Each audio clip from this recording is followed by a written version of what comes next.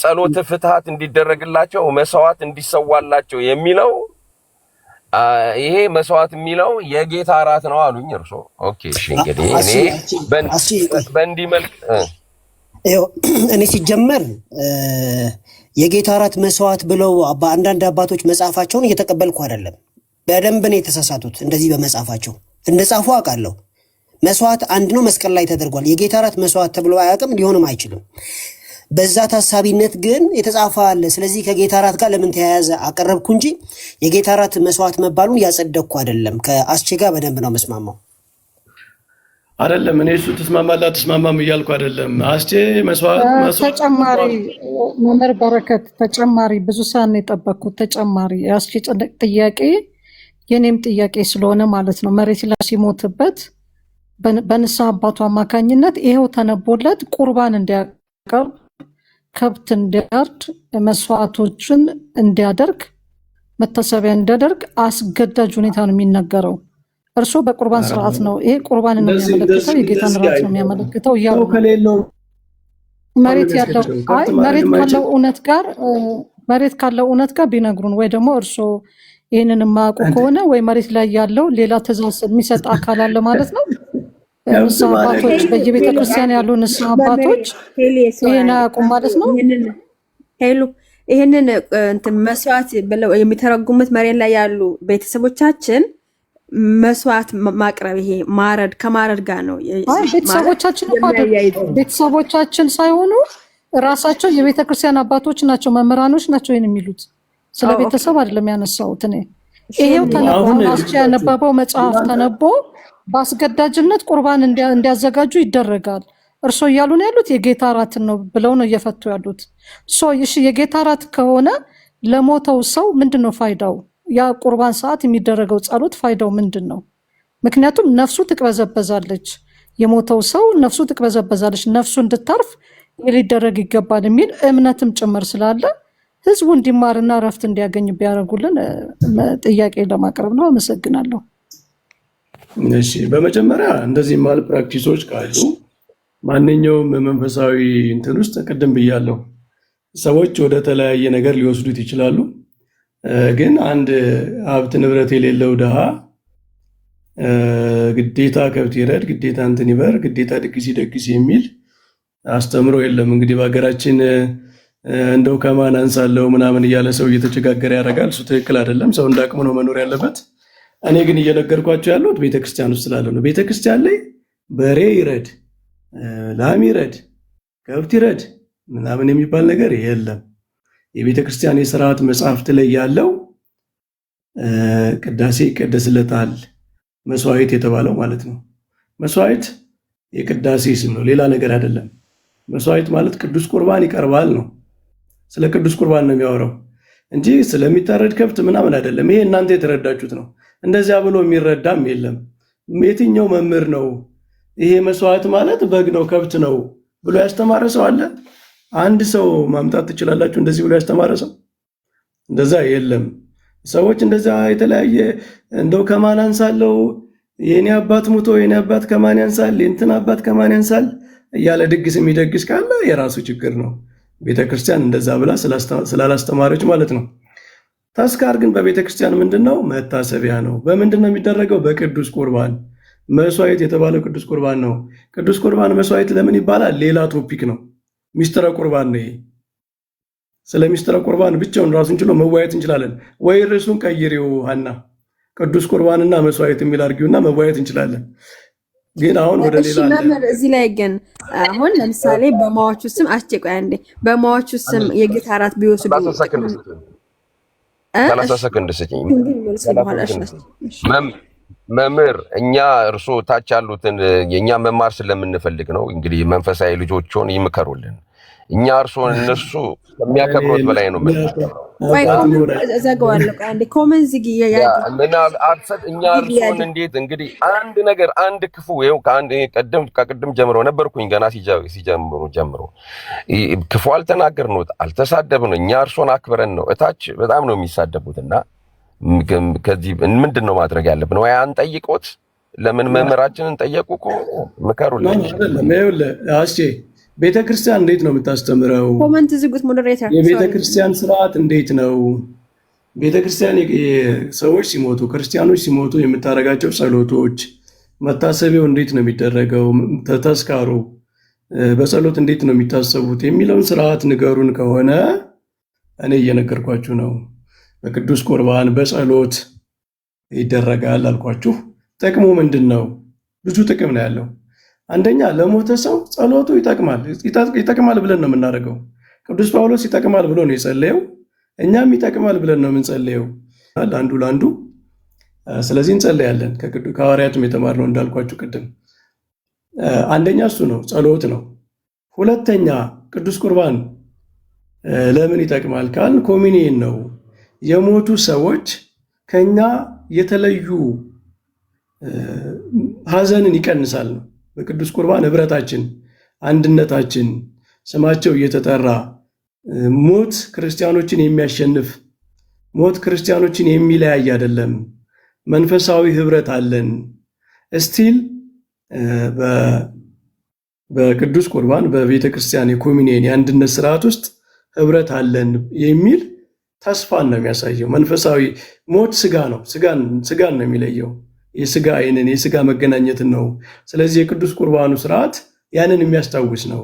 ያንን ህብረት አንድነት የሚያሳይ ነው እና የሞቱ ሰዎች ከኛ ጋር በስጋ ነው የተለዩ እንጂ ህብረታቸው አልተለየም የሚለውን ያሳያል። ይህንን ነው። ስለዚህ እሺ መምህር እኔ ማወቅ የፈለግኩትን ብቻ ነው በ30 ሰከንድ ውስጥ የማቀርበው። መስዋዕት እንዲሰዋላቸው የሚለው ተቀብያለሁ፣ የጌታ እራትን ነው ብለውኛል እና በእነሱ ስም መወሰድ ነው ምን እዚች ጋር የተጻፈችበት ዓላማው ወይ ትርጉማ እንዴት ናት? ለሙታን ጸሎት ፍታት እንዲደረግላቸው መስዋዕት እንዲሰዋላቸው የሚለው በሟቹ ስም የጌታ እራት መውሰድ ነው ወይስ ዕለቱን የሚደረገውን የጌታን እራት በዛ በሟች በሚታሰበው ሰው ማድረግ ማለት ነው መምህር? ያ እነሱ በሚታሰቡበት ቀን ቤተክርስቲያን ጸሎት ታደርጋለች። የእነሱ ስም ይነሳል፣ ማራቸው ይቅር በላቸው ተብሎ ይነሳል። ግን ያ ጸሎት በቅዳሴ ስርዓት የሚደረግ ጸሎት ነው። ምክንያቱም በቅዳሴ ሰዓት ለሞቱ ሰዎች ቤተክርስቲያን ትጸልያለች። ስለዚህ በዛ ሰዓት ነው የሚነሳው። ለምን? ዘ ሞስት ፓወርፉል ፕሬየር የቤተክርስቲያን ትልቁ ጸሎት ቅዱስ ቁርባን የሚቀርብበት ጸሎት ነው። ስለዚህ በዛ ሰዓት እንግዲህ ቤተክርስቲያን ትልቁን የጸሎት ስርዓት ነው መርታ በዛ ሰዓት ነው የሚጸለይላቸው ነው። ቅዱስ ቁርባኑ ምን ያደርጋል? ህብረቱን ይገልጻል። የቤተክርስቲያንን አንድነት ህብረት ይገልጻል። ያ ህብረት ነው መጀመሪያ ለጸሎትም ያነሳሳን እኮ እሱ ነው። ቤተክርስቲያን ለሞቱ ክርስቲያኖች እንድትጸልይ ያነሳሳት ያ ህብረት ነው፣ አንድነት ነው። ያ ህብረት ደግሞ ማኒፌስት የሚደረገው በቅዱስ ቁርባን ነው፣ መገለጫው ማለት ነው። ስለዚህ ቤተክርስቲያን ያንን ህብረት ያንን ኮሚኒየን እኔ አንድ ሀሳብ ሀኒቾ ልጠይቃት ነው እና ፈቃደኛ ከሆናችሁ ቅድም እኔ ድንገት ስገባ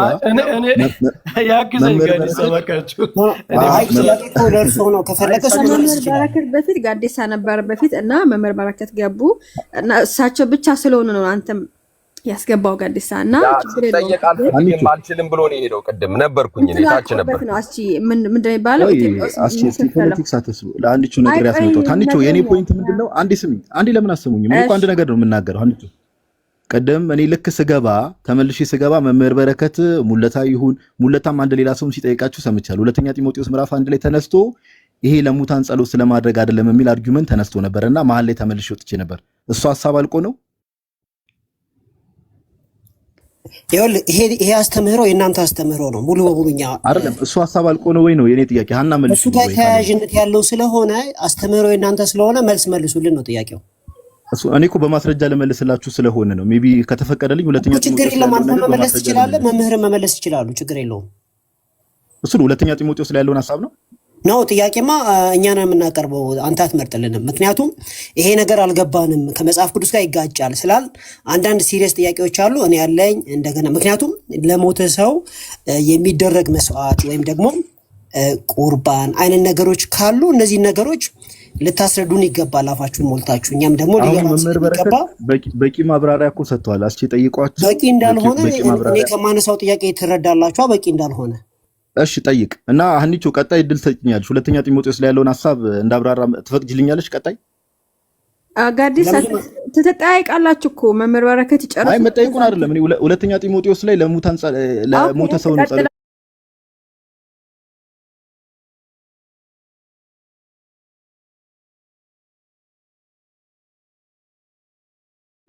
ይሄ እንትኑ መንፈሱም እንዳይረበሽ ጻጥ ብለን ሰምተን መጨረሻ ላይ አንተን መጠየቅ ካለብን አንተ የምትጠይቀው ነገር ካለ በተጠይቅ ጥሩ ነው። እሳቸው መምህር ናቸው፣ አፕሩቭድ የሆኑ በቤተ ክርስቲያን አፕሩቭድ የሆኑ መምህር ናቸው። አንተ ተማሪ ነህ። ስለዚህ እንደዛ እንትን ሰጥተህ ብታደርግ ጥሩ ነው ብዬ ነው የማስበው። አስቼ የያዘው ትልቅ ጥያቄ ነበረ። እሱን አስቼ ከተደርጓል። እሱ ይጨርስና ከዛ በኋላ ሁላችንም ወደ እንትኑ እንመለሳለን ማለት ነው። ቴንክ ዩ ተባረክ። ባይ ዘ ዌይ ያኔ አንተ ትቀጥላለህ። አስቼ ይጨርስ። እኔ ያለው ችግር የለም። እኔ ያለው አልወጣም፣ ችግር የለም። ጋዲሳ ጋር ተነጋገሩ። እኔም ሀሳብ እሰጣለሁ፣ ችግር የለም። ቆንጆ ሀሳብ ነበረ። የእርሶን ሀሳብ ሳንይዘው ነው አሁን የተቋረጠው። ምንም አልያዝነውም። የእርሶን ሀሳብ ምንድነው መልሶ አስቼ የጠየቀው ጥያቄ ነበረ። እሱን መልስም አላገኘንም። ዝም ብሎ ነው የተቆረጠው መሀል ላይ እና እሱን ቢጨርሱት እና አስቼ እንደገና ቢያደርግና ከዛ አይ በቂ መልስ ሰጥቷል። አስቼ ላነሳው ጥያቄ በቂ መልስ ሰጥቶ ዳኒ ቀጥል ነበረ። ዳኒ ቀጥል። አትረብሽ። ሀሳብ ነው የሰጠው። አትረብሽ ፕሊዝ። አይ ሀሳቡን አላገኘሁትም ብለው እሳቸው ይጨርሱና ድገመው ካላችሁ ልደግመው እችላለሁ። አንድ ጊዜ ይጨርሱና እሳቸው ይጨርሱና ከዛ በኋላ ትቀጥላለህ። መልሱን ድገመው ካላችሁ መድገም ይችላል። ጥያቄውን እንደገና አቅርበውና መምህር በረከት ይመልሱ። እንደዛ ይሻላል። በቃ እንግዲህ እሺ ችግር የለውም። እንዴ ላንብበውና ለሙታን ጸሎትና ፍትሐት እንዲደረግላቸው መስዋዕት እንዲሰዋላቸው በቤተ ክርስቲያንና በመካነ መቃብራቸው እንዲጸለይላቸው ቅዱሳን ሐዋርያት አዘዋል ስለሚል ቅዱሳን ሐዋርያት እንግዲህ መቼስ ከጳውሎስ እንደውም ደግሞ 12ቱን ይመስለኛል እንግዲህ እና በእንዲህ አይነት መልኩ የታዘዘ የመጽሐፍ ቅዱስ ክፍል አለ ወይ? እዚህ ላይ ዲድስቅልያ ነው የተገለጸው፣ ግን አዘዋል ተብሎ ግን ዲድስቅልያ ነው ያለውና መምህር እንግዲህ የበለጠ ደግሞ ግልጽ እንዲሆን እኛ እርሶን በጣም ነው የምንወደው እና አከብራለን። እውነት ለመናገር ያውቃሉ። ይሄው እድሉን ሰጥተናል። አሁንም መምህር ከዛ ዳንዬ አንተ ሂድ። አፖስቶሊክ ትራዲሽን እኛ የተጻፉ 27ቱ መጽሐፍት ላይ ብቻ እናንተ የምትቀበሏቸው የአዲስ ኪዳን መጽሐፍት ላይ ብቻ ነው ያለ ብለን አይደለም። ታውቁታላችሁ የእኛን አስተምሮ የቤተ ክርስቲያን ሐዋርያዊ ትውፊት አለ፣ ፕራክቲሶች አሉ። በስርዓት መልክ በሊተርጂ በስርዓት አምልኮ የተላለፉ ጥንታውያን ክርስቲያኖች በፖሊካርፕ እንኳ መቃብሩ ላይ መታሰቢያውን ያደረጉ እንደነበር አይተናል። ፖሊካርፕስ እንግዲህ ከሐዋርያት ሁለተኛ ጀነሬሽን ላይ የነበረ ነው አይደለ? ስለዚህ ይሄ በመቃብራቸው ሰማዕታት በሚሞቱበት እንደዚህ ማድረግ በጣም አፖስቶሊክ የሆነ ኤንሸንት የሆነ ትራዲሽን እንደሆነ ያሳያል። ዲድስቅልያ ላይ ያለ የአፖስቶሊክ ትራዲሽን ላይ ያለው እሱን ነው የሚያሳየው። በንባብም አለ ማለት ነው ያ ትራዲሽን አለና መስዋዕት የሚለው ቅድም እንዳልኳችሁ ቅዱስ ቁርባን ከጥንት ዘመን ጀምሮ ገና ዲዳኬ ከነገራችን ላይ ካኖኒካል ስክሪፕቸር ያልሆነው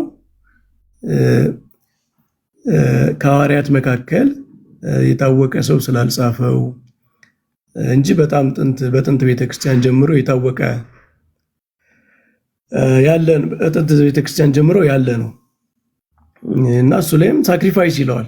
ቅዱስ ቁርባንን ሳክሪፋይስ መስዋዕት ይለዋል።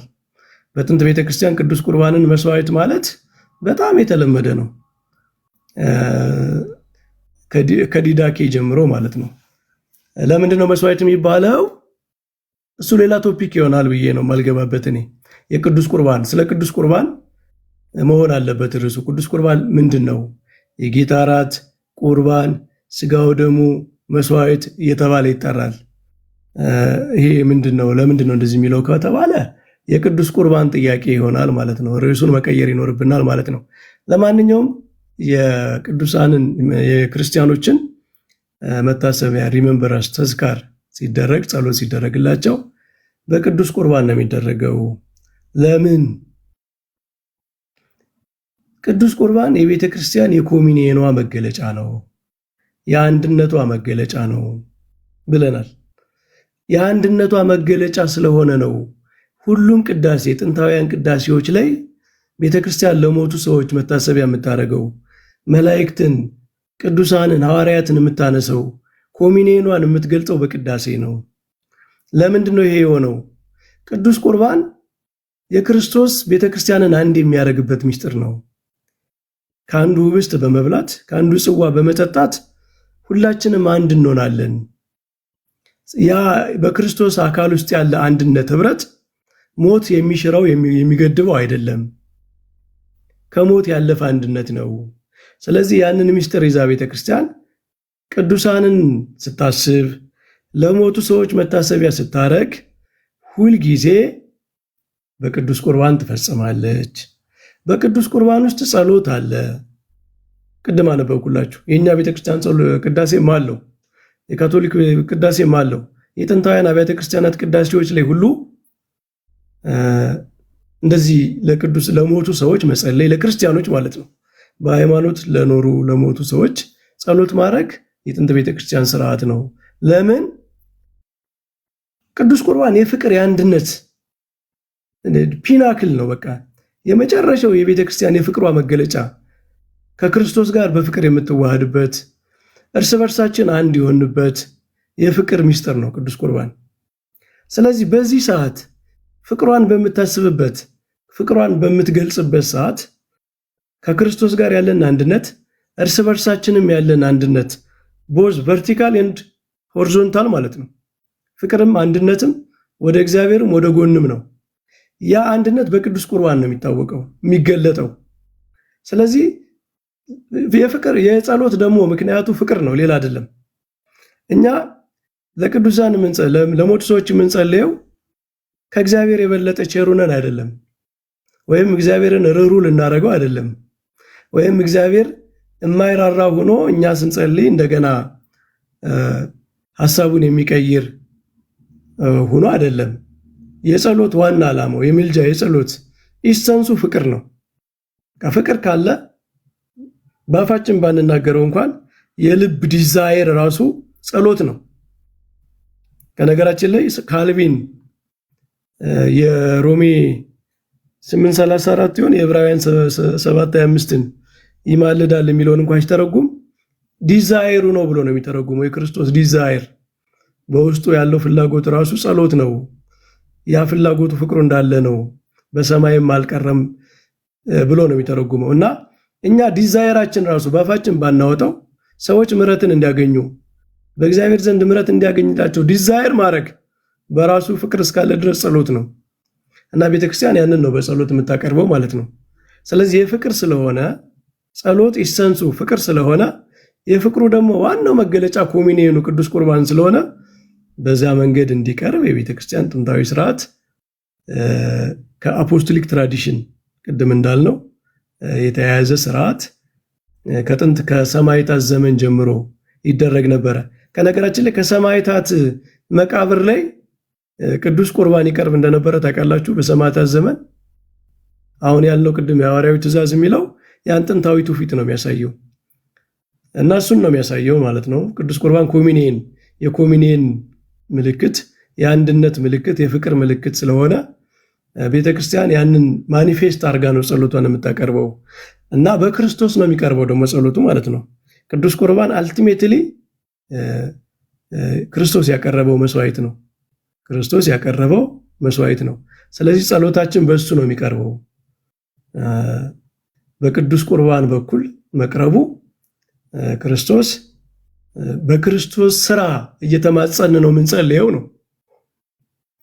ከክርስቶስ ስራ በማዳን ስራው በመስቀሉ እየተማጸን እያሰብን ቅዱስ ቁርባን ሌላ ምንም ይታሰብበት ነገር አለ? የክርስቶስ ሞት ይታሰብበታል። ስለዚህ ጸሎታችንም ወደዛ ሪፈር እናደርጋለን ማለት ነው። በክርስቶስ ነው የሚቀርበው ጸሎቱ። ጸሎቶቹን የቅዳሴ ጸሎቶችን ገብታችሁ ብታዩቸው በአንድ ልጅህ በጌታችን በመድኃኒታችን በኢየሱስ ክርስቶስ እንለምናለን። የጌታችን የመድኃኒታችን የኢየሱስ ክርስቶስ አባት እያልን የእሱን ስም እየጠራን ነው ጸሎቱ የሚቀርብ ማለት ነው። ስለዚህ ቅዳሴ ይህንን ሁሉ የያዘ በጣም ሰፊ የሆነ ሚስቲካል የሆነ ብዙ ዘርፍ ያለው ሚስጥር ነው ማለት ነው። መልካም መምህር። እሺ ዳንዬ፣ ያው በቃ እንግዲህ ይደሞ አንተ መልካም እግዚአብሔር ይስጥልን መምህር። በመጀመሪያ ስለ ቅዱስ ቁርባንን በተመለከተ እኛም ህብረት የምናደርግበት ነው። ስለዚህ ህብረት የሚለው ላይ ጥያቄ የለንም። መጽሐፍ ቅዱስን በቀጥታ ስለሚናገር ማለት ነው። ሲበሉም ኢየሱስ እንጀራ አንስቶ ባረከ፣ ቆርሶም ለደቀ መዛሙርቱ ሰጠና ይልና ያብራራውን ቦታ ስናይ ስፔሲፊካሊ በስነስርዓት በህይወት ላሉ ሰዎች ነው እንጂ የሞቱ ሰዎች በዚህ ስርዓት ውስጥ እንደሚካፈሉ ወይም ደግሞ ስለነሱ ይሄ ነገር እንደሚደረግ መጽሐፍ ቅዱስ አሁን ባነበብኩት ክፍል ውስጥ ወይም ደግሞ ሌላ ቦታ ላይ አያሳየም። ስለዚህ ይሄ ማቅረብ የሚባለው ነገር መቅረብ ትክክል ነው፣ እኛም እንስማማለን። ክርስቲያኖች በተገናኙ ጊዜ ሁሉ ቢያደርጉ ተቃውሞ የለንም። ስለዚህ የምናምነው ስለሆነ በእናንተ ሳይድ የምታደርጉትን እንቀበላለን። በተገናኛችሁ ጊዜ የጌታን ራት ብትወስዱ ተቃውሞ የለንም። ነገር ግን ቨርቲካል አድርጋችሁ በህይወት ከሌሉ ሰዎች ጋር በተለይ ለነሱ ማቅረብ የሚለውን ነገር ከዲዳኬ ጋር ተያይዞ የተነሳ አለ። ዲዳኬ ላይ ያለው እነሱ ይቆርባሉ አላለም። ነገራችን ላይ ዳኒ ማቅረብ አይደለ ቃሉ ራሱ ያለው እኮ እነሱ ይቆርባሉ፣ ሙታን መጥተው ይቆርባሉ የሚል ትምህርት የለም። እንደዛ ይቆርባሉ እያልኩ አይደለም፣ እንዳታረጉት ማለት ነው። መጥተውማ እንደማይቆርቡ ግልጽ ነው። ግን ስለነሱም ቢሆን የጌታ ራት ቅዱሳኖቹ ተሰብስበው የሚያደርጉ ከሆነ እኛ ችግር የለብንም። ምክንያቱም በእያንዳንዱ ፕሮግራም ላይ ያደርጉ ነበር። የጌታን ስጋና ደም ይወስዱ ነበረ፣ በተገናኙ ጊዜ ዳቦንም ይቆርሱ ነበር ይላል። እዚህ ላይ እኛ እንቀበለዋለን ቃል በቃል ማለት ነው። ግን ሙታንን በሚታሰብበት ጊዜ መሆኑን የሚያሳይ ታሪካዊ ዶክሜንት ማለት መስዋዕት ይለዋል እንጂ ዲዳኬ ከተስካር ጋር የተያያዘ ነገር ምንም አይነት ጽሁፍ የለውም ዲዳኬ ላይ ማለት ነው። ምናልባት አለ ብለው የሚሉ ከሆነ 16 ቻፕተር ነው ያለው የኢንተርናሽናሉ። እሱን ከፍተው ሊያሳዩኝ ይችላሉ። አንድን ሰው ከሞተ በኋላ በዲዳኬ ውስጥ ስለሱ ቁርባን ይደረግ እንደነበረ በተገናኙ ጊዜ እንደሚያደርጉ ግልጽ ነው። ስለዚህ በሰማዕታት ዘመን ከሰማዕታት መቃብር ላይ ቅዱስ ቁርባን ይቀርብ እንደነበር አታውቅም ዳኒ? ቅዱሳኖቹ ራሳቸው ሊያደርጉ ይችላሉ። ግን ቀን ይዘው ሰው ከሞተ በኋላ በ40 ቀን፣ በ80 ቀን፣ በ6 ወር፣ በ7 ዓመት ስለሱ ማቁረብ የሚባል ነገርና ሰዎቹ ደግሞ ራሳቸው መቁረባቸው ይለያያል።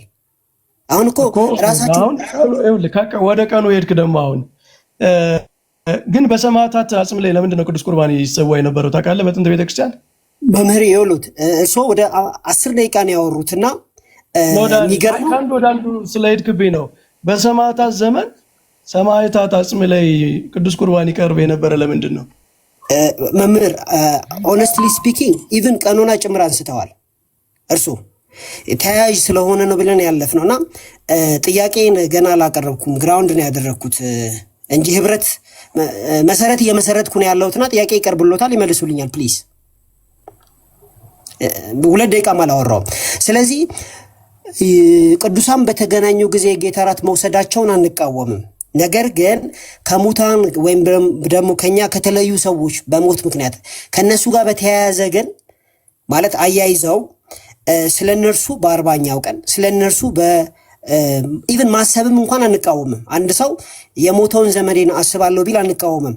ፖሊካርፕ እንደተደረገው ማለት ነው። እሱ አይደለም ተቃውሟችን፣ ማሰብ ነው ያልኩ ያለሁት።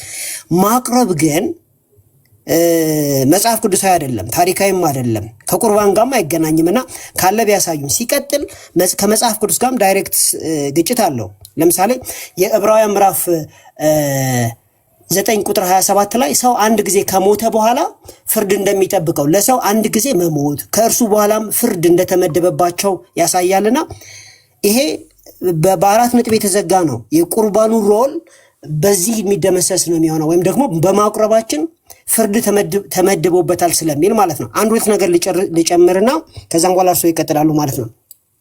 ሌላኛው በሰማይ ያለው ሉቃስ 16 ላይ ያለው ሰው የአልዓዛር ቤተሰብ ስለ ሰዎቹ ባነሳ ጊዜ በቃ መጽሐፍን ይመኑ ነው እንጂ የተባለው የተደረገ ነገር አንድ ሰው ከሞተ በኋላ ይሄ ነው የምንለው ቴክስቹዋል የሆነ የተደረገ ለውጥ ወይም ደግሞ ምልጃም ነገርም የለም። ዳዊትም ደግሞ እንደዚሁ ልጁ በሞተበት ጊዜ በቃ ተነስቶ በላ፣ ጾሙንም አቆመ፣ ጸሎትም አልጸለየም፣ እኔ ወደ እርሱ እሄዳለሁ እሱ ወደ እኔ አይመጣም ነው ያለውና አንድ ሰው ከሞተ በኋላ ምንም የሚሆን ነገር እንደሌለ መጽሐፍ ይናገራል። ስለዚህ በዚህ በቁርባኑ ምክንያት የሚኖር ለውጥ ካለ ይሄንን ለውጥ ጠቅሰው ቢያሳዩን፣ ቨርቲካል በተለይ ከሙታን ጋር በተያያዘ መልኩ ቨርቲካል የሆነ ለውጥ በቃ እንዲህ በመደረጉና ተስካር በመኖሩና ባለመኖሩ ምክንያት መጽሐፍ ቅዱስን ጠቅሰው ይሄው ተስካርን ስላደረጋችሁ እንዲህ ጥቅም ተገኘ፣ ይሄው ተስካርን ስላላደረጋችሁ ደግሞ ይሄ ጉዳት አለ የሚለውን አሁን ነገሩንና እኛም እንያዘው ለማለት ነው። ቴንክ ዩ።